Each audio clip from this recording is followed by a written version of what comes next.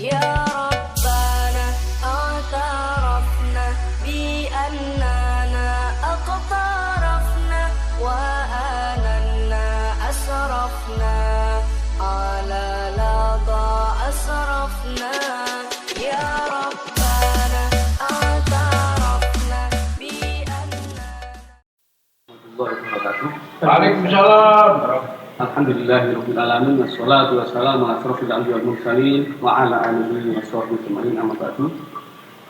Mari sebelum kita lanjutkan, kita sapa dulu para pemirsa, tidak lupa yaitu yang saya muliakan dan saya hormati para alim ulama, para asatidz dan para pendengar pemirsa yang selalu aktif mengikuti kegiatan online ngaji Al-Jami Kabupaten Malang. Marilah kita lanjutkan kajian kitab Mukhtasarul Hadis, yaitu di hadis yang kedua. Faqala Syekhul Mu'allif rahimahullah ta'ala wa nafa'ana bihi wa bi ulumihi fid daruni amin wa inqala. Bismillahirrahmanirrahim. Ya'til ma'rufa ikti nekani sira al ma'rufa ing perkara kang bagus.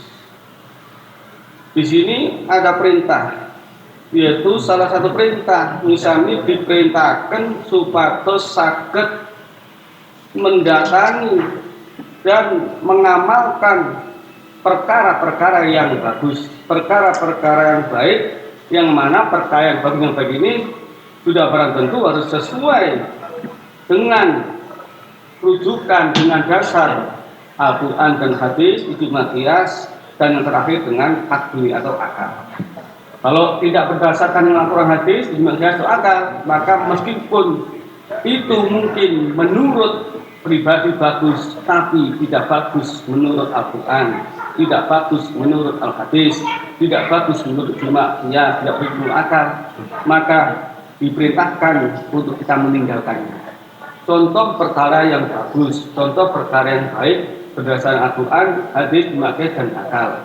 Yaitu salah satunya kita mungkin diperintahkan pertama wa ta'awanu 'alal ismi wa ta'awanu 'alal birri wa taqwa wa la ta'awanu 'alal ismi wal 'udwan. Saling tolong menolonglah dalam hal kebaikan dan jangan tolong menolong dalam hal kejelekan. Nah, ini berdasarkan Al-Quran yang mana banyak sekali kita diperintahkan untuk menolong, untuk saling kita membantu dalam kebaikan. Mungkin ada saudara kita, baik saudara kandung, senasab atau saudara seiman, itu mungkin mendapat bantuan baik materi maupun moral dan sebagainya, itu kita tolong, itu kita bantu. Sampai-sampai ada ucapan Muhammad sallallahu alaihi wasallam, yaitu al-yadul ulya khairun ya bisabri. Ya, kalau tidak salah itu redaksinya begitu, matanya itu tangan di atas lebih baik dari tangan di bawah. Maka kita dilarang untuk selalu meminta-minta kepada siapapun, meskipun mungkin kita kekurangan, meskipun mungkin kita membutuhkan, tapi jika ada perintah lebih baik kita memberi, jangan sampai kita minta-minta.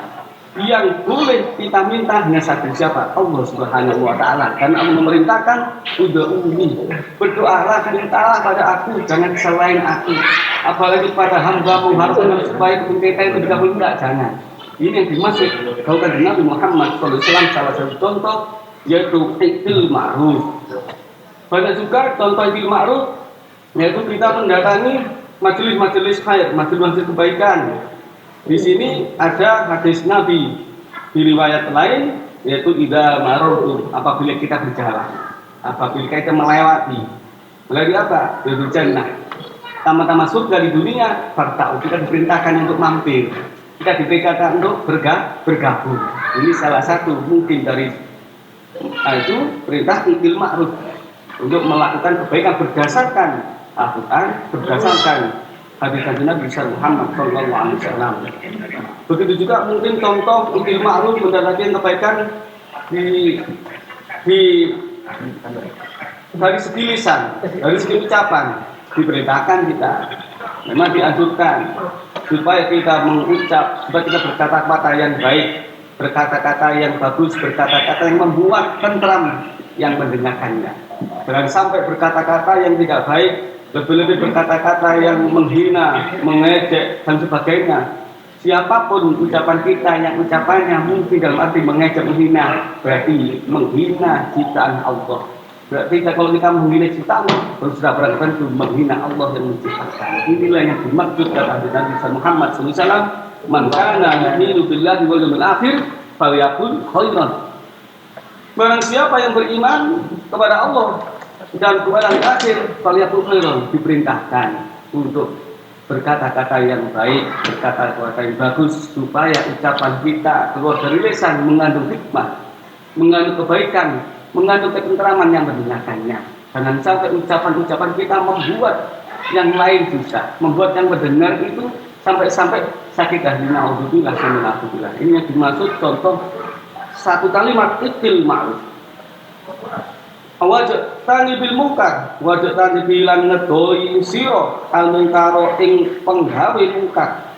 Yang kedua, kita dilarang supaya kita itu kalau ada kemungkaran, kemaksiatan, sudah barang tentu berdasarkan akun hadis matias akal, itu diperintahkan untuk menjauhi, supaya kita langsung jangan sampai mendekat. Kenapa khawatir? Kalau kita tidak kuat iman, kalau kita tidak kuat batin, akan bisa diwarnai.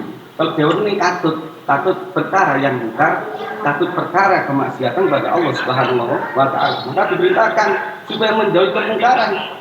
Yang mana kemungkaran itu membuat hati kita mungkin benci, luas benci berdasarkan karena agama kita, tuntunan kita, karena keyakinan kita itu merupakan yang harus kita jauhi, yang harus kita tinggalkan, karena itu perkara yang telah dibenci oleh Allah, dibenci oleh Rasulullah, kita juga benci.